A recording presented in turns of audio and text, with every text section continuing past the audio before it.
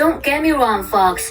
Although diarrhea patients always like to talk about symptoms endlessly when they chat, the nag in the title does not refer to everyone, but to myself. From the very beginning, when I see my friends now, I may wonder why the author is always talking about this issue over and over again. Couldn't it be simpler and clearer?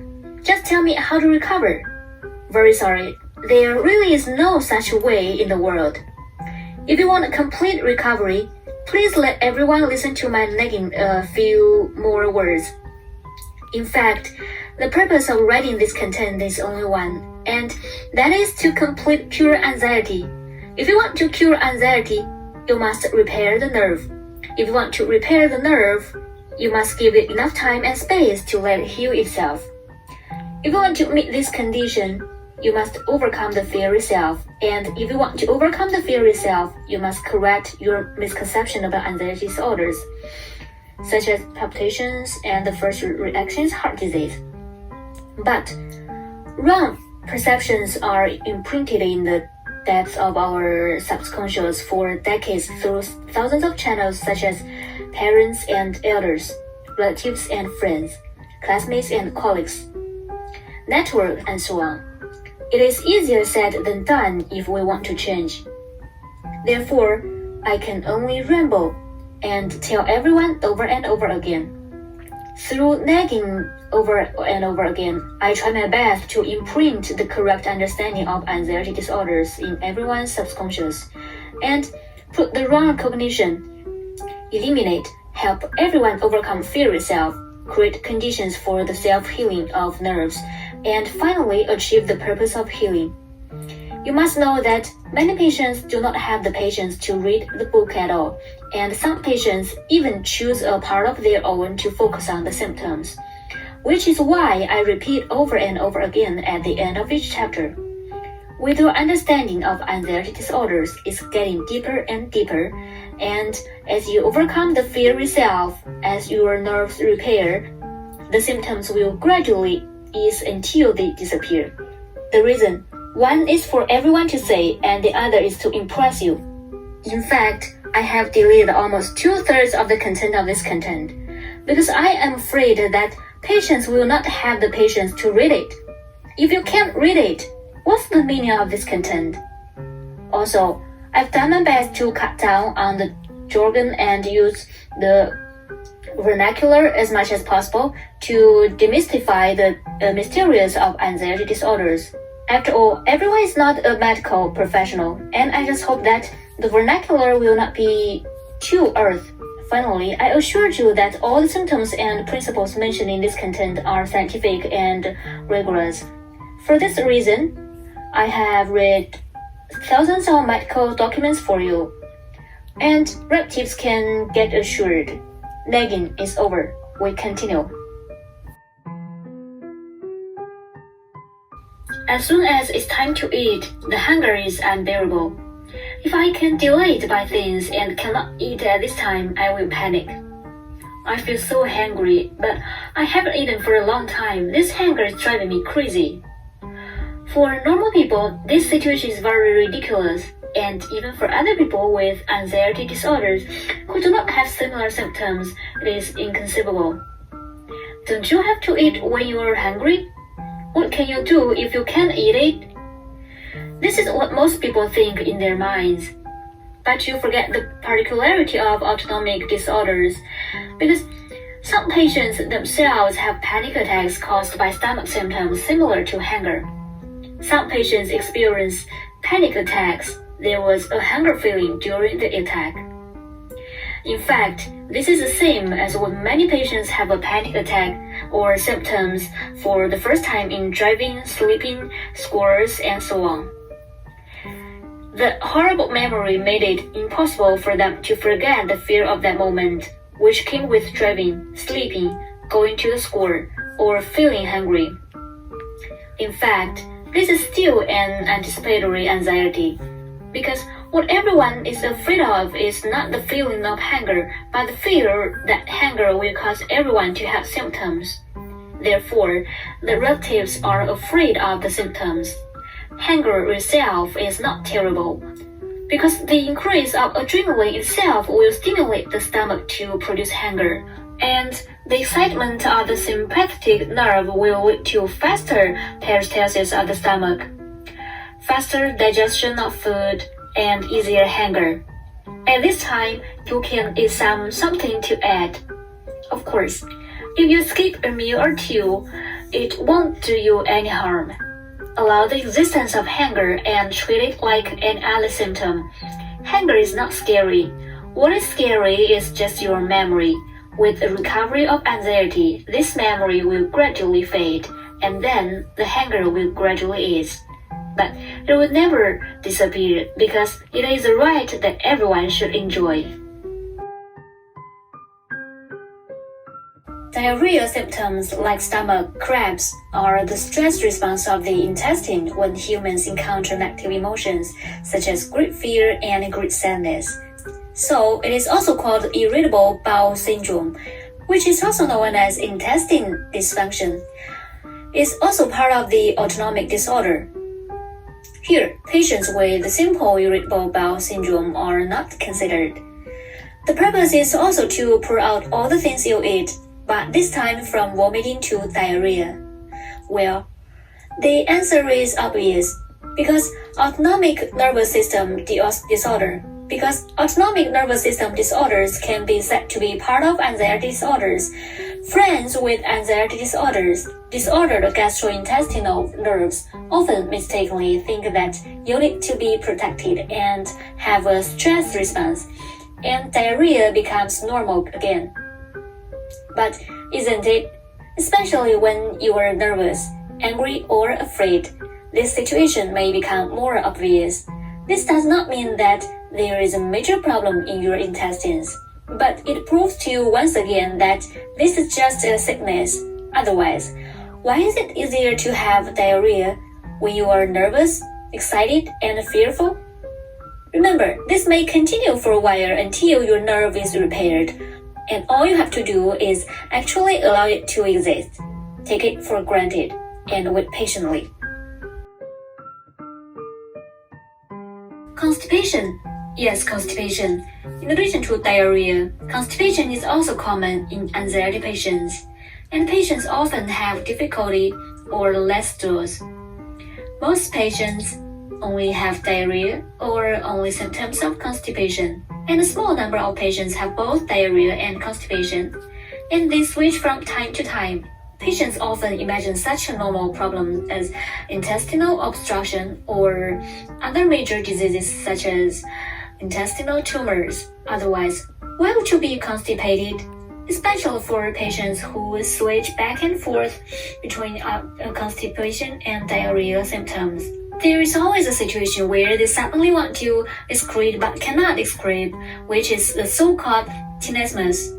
In fact, this is not an unimaginable situation. Normal people experience emotional challenges, but the frequency may be lower, while the frequency of anxiety disorders is higher. Contrary to diarrhea, sympathetic nerve excitation causes gastrointestinal peristalsis too fast. Parasympathetic nerve or vagus nerve excitation leads to gastrointestinal peristalsis too slow. Lack of motivation will naturally lead to constipation. This is not a big problem, but parasympathetic nerve is inhibiting sympathetic nerve excitation. It was just too much force. Remember that making you constipated is already its greatest power. It can neither block your digestion nor hinder your absorption, nor will it cause serious organic problems. Your gastrointestinal dysfunction is nothing more than nothing to worry about. Accept it for a while, treat it as part of your body, allow it to exist. It's a bit annoying, but that's about it. Frequent urination and urgency. The frequency and urgency of urination really make my friends very distressed. It will not only make you overwhelmed, but also make you hypochondriacal. Wondering if there is a problem with the urethra, the bladder, or even the kidneys. At this time, you may not be able to resist by doing your symptoms again, ranging from nephritis in mild cases to uremia and tumors in severe cases. First of all, frequent urination caused by anxiety disorders is very common. Some people last for a few days, some people for several months.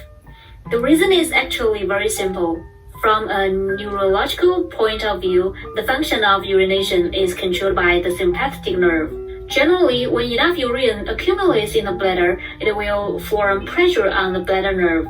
The nerve endings are transmitted to the sympathetic nerves that control urination, causing sympathetic nerve excitation, which in turn triggers the urge to urinate and promotes the contraction of the urinary bladder muscle to complete urination. People with anxiety disorders have frequent sympathetic activation, which can cause many symptoms. The sympathetic nerves that control urination are frequently excited, and it is normal for frequent urination and urgency. It's not a big deal, it's just a bit annoying. The frequent urination caused by the autonomic disorder doesn't do you any harm, it's just a neural response. And now your nerves are broken. I get wrong responses from time to time. Is there a problem? All you have to do is understand this and allow it to exist. Conversely, it is harmful to have fear, worry, and entanglement because you don't understand it. In this case, with the reduction of your fear, the sympathetic nerve excitation is no longer frequent, and it will also gradually ease until it disappears. If you are diagnosed with anxiety disorder and there is no pain or itching at the same time as frequent urination and urgency, then it is very likely that this is neurogenic urinary frequency and urgency. If it is accompanied by other symptoms such as pain, itching, acute blood, and so on, don't worry. This situation is most likely to be urethral inflammation. You only need to do relevant inspections and anti-inflammatory treatment. This is also very small. The problem. Even less likely, you may have urethral calculi. Just do some expulsion treatment. This is just a small problem. No need to make a fuss. And if you catch up with a very small probability of kidney stones, you also don't need to worry. In the face of modern medicine, it's just an uncommon minor illness. It's time to remove the stone and take medicine. Of course, there are other problems that cause frequent urination and urgency, such as cystitis, bladder stones, or male prostatitis. But none of these are worthy of your fear, worry, and entanglement. As for uremia tumors, such terrifying diseases, this probability is as low as being hit by a refrigerator that fell from the sky for no reason. Instead of worrying about this, it is better to look up at the sky and be careful of the refrigerator. A joke is a joke, but it's a fact. Don't blame your loved ones. The etiology of bile reflux gastritis is closely related to mental factors. Because the normal pylorus has a high pressure zone of about 37.5 pixel, which can prevent duodenal fluid from flowing back into the stomach.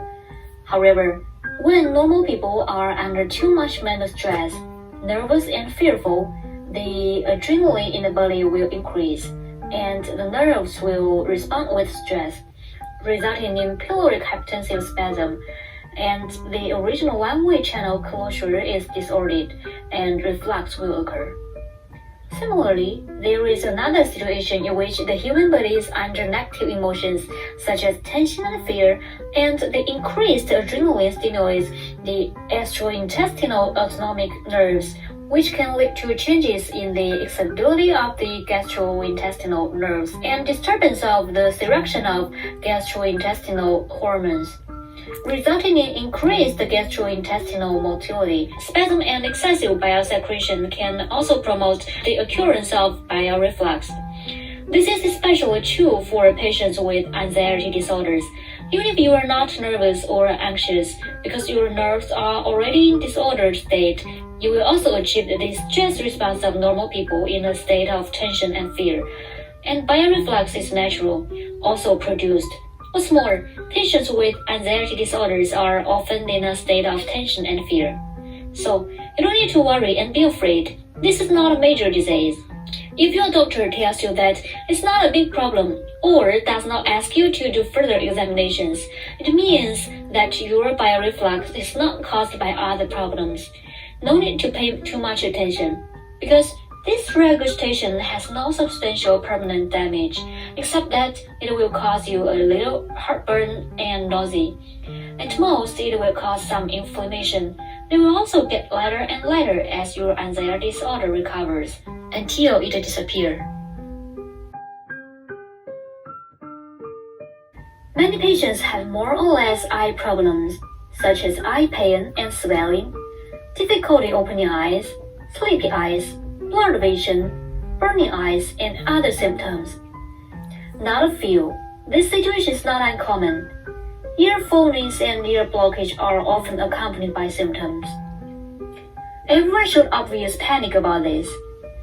They are afraid that some major eye diseases would occur, which would cause their vision to fail to recover, or would be so uncomfortable forever. Some patients were worried that they would become blind or fall to the ground. Friends who have these symptoms do not need to worry. This is also caused by oversensitivity of the nerves. The sensitive nerves make your blood vessels around the eye spasm, muscle spasm, and symptoms similar to high intraocular pressure, blurred vision, dry eyes, eye swelling, and even floaters. Almost all patients experience varying degrees of relief after overcoming the fear itself caused by the symptoms. And these conditions will all disappear with recovery. What you need to do now is simply to understand this as deeply as possible to overcome the hypochondria and fears that started your symptoms. Accept it and wait patiently.